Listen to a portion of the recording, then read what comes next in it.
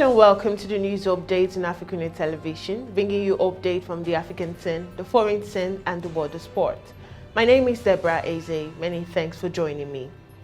Our news update today will begin from Nigeria, where there are strong indications that the All Progressives Congress may disqualify political appointees contesting the 2023 election who have not resigned from their appointment. Political appointees who have signified their interest to contest the presidency on the platform of the APC included the Minister of Transportation, Ngige Amaechi, and his counterpart for Labour and Employment, Senator Ngige, who joined the race on Tuesday last week. There were reports that the Attorney General and Minister of Justice, Abubakar Malami was interested in the Kebbi State governorship ticket of the party, while some 7 ambassadors are also set to be nursing political ambition too. Meanwhile, the APC on Monday stormed the headquarters of the Independent National Electoral Commission with a branded truck conveying carton of papers containing the register of all its members. The move comes barely 5 days to the deadline as provided by Section 77 of the Electoral Act, which provides that a political party must submit its membership register at least 30 days before its primaries. With the party's presidential primary expected to hold on May 30th, the party had until April 29th to submit its register. It was learned that the APC officials submitted the membership register to the election and party monitoring department. And still in Nigeria, as the world yesterday marked the World Malaria Day, the World Health Organization has disclosed that no fewer than 602,000 people died of malaria in Nigeria and other African countries in 2021. WHO's Regional Director for Africa stated this yesterday in a message to commemorate this year's World Malaria Day titled "Harness Innovation to Reduce the Malaria Disease Burden and Save Lives." A statement yesterday by U.S. Embassy in Nigeria stated that the U.S. President's Malaria Initiative had partnered with Nigeria to fight malaria since 2011, contributing about $768 million to date. The PMI's annual report released yesterday showcased how the strong partnership between the United States and Nigeria enabled robust and effective malaria services to continue in FY 2021 as COVID-19 cases strain on the health system. It added that through PMI funding and programs, 58 million bed nets, 82 million malaria test kits have been delivered to clinics and communities since 2021. In addition, 24 million preventive treatment doses were delivered to pregnant women and 30 million doses to children during the rainy season. In the past year, more than 3,666 health workers received training that amplified their ability to detect and treat malaria while strengthening the health system overall and providing key skills to fight COVID-19 and future pandemics. In Togo, the parliament in Togo has approved a resolution last Friday asking the government to make a formal bid for membership of the Commonwealth, a group of English-speaking, mostly former British colonies. Togo is already a member of the Economic Organization of West African States, ECOWAS, and of La Francophone, a group of mostly French-speaking former colonies. The application will be formally submitted during the Commonwealth's next summit in June in Rwanda. Moving on, peace talks with local militias operating in the east of the Democratic Republic of Congo, DRC, continued on Monday in Nairobi, but without representative of the M23 rebels.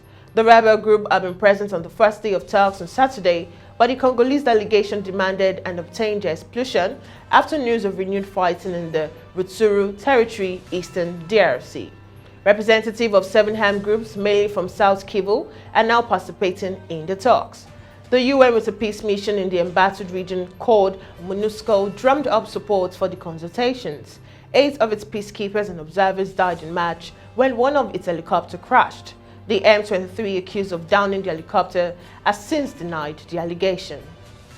Away from the African scene onto the foreign scene, Elon Musk clinched a deal to buy Twitter for $44 billion cash on Monday, in a transaction that will shift control of the social media platform populated by millions of users and global leaders to the world's richest person. It is a seminal moment for the 16-year-old company, which emerged as one of the world's most influential public squares and now faces a string of challenges. Political activists expect that a Musk regime will mean less moderation and reinstatement of banned individuals, including former President Donald Trump. Conservatives cheer the prospect of fewer control, while some human rights activists voice fears of a rise in hate speech. Musk also advocated user-friendly tweaks to the service, such as an edit button and defeating spam bots that send overwhelming amounts of unwanted tweets. Twitter shares rose 5.7% on Monday to finish at $51.70. The deal represents a near 40% premium to the closing price the day before Musk disclosed he had bought a more than 9% stake. And moving on, India is prepared to take a much bigger role in global affairs and would help the world with more supplies of wheat to tame food inflation if WTO rules allow, Foreign Minister Jai Shankar said on Tuesday. India is prepared to step forward in a much more substantive way on the big global issue, including the multilateral arena. Jai Shankar told a conference as various ministers from Europe and Asia asked him about New Delhi's stance on the Ukraine war, China's rise and other issues. He said India had already raised exports of wheat to make up for supply disruption from the Black Sea region and could do more if global trades allowed. Still on the foreign scene, Sri Lanka must tighten monetary policy, raise tax and adopt flexible exchange rate to address its debt crisis, a senior International Monetary Fund official said on Tuesday. The country of 22 million people has requested loans from the IMF as it struggles to pay for imports and crushing debt and a sharp drop in foreign exchange reserves that has fueled soaring inflation. Sri Lanka's Finance Minister Ali Sabri was in Washington last week to talk to the IMF, the World Bank, India and others about financing help for his country, which has suspended payments on a portion of its $51 billion debt or in external debt. The requirement for fund lending will be progress toward debt sustainability, Gowdwolf said, calling on Sri Lanka for measures to increase tax revenue to address critical spending needs. Now we head to the sports scene where Deontay Wilder is yet to shed light on his immediate future, but the bronze bomber faces a potential route back to world title glory should Tyson Fury follow through with plans to retire from professional boxing.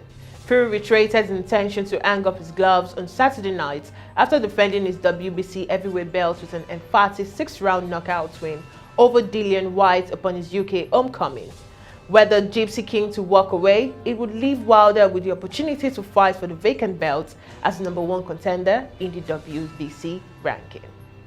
And finally, Manchester United midfielder Pogba appears to have sent his last message to the club WhatsApp squad group chat. Ralf Rangnick has already said it seems Pogba has played his last game for the club after picking up an injury during United's 4-0 loss against Liverpool. The Frenchman is set to leave Old Trafford in the summer when his contract expires and has already left the squad's group chat on WhatsApp. It comes as Erik Ten Hag is set to hold one-on-one meeting with the club's player when he arrives at Old Trafford at the end of the season. And Marcus Rashford and Jesse Lingard have kept their word to fans following the loss to Arsenal. And that concludes the news updates on AFRICUNIA TV. You can visit our website on www.africunia.tv and follow all our various social media platforms on Jointum, Pangram, Instagram, and on Facebook in that respective order. Subscribe to our YouTube channel, like, and leave a comment for us on the comment section. Once again, I am Deborah Ezeh. Bye for now.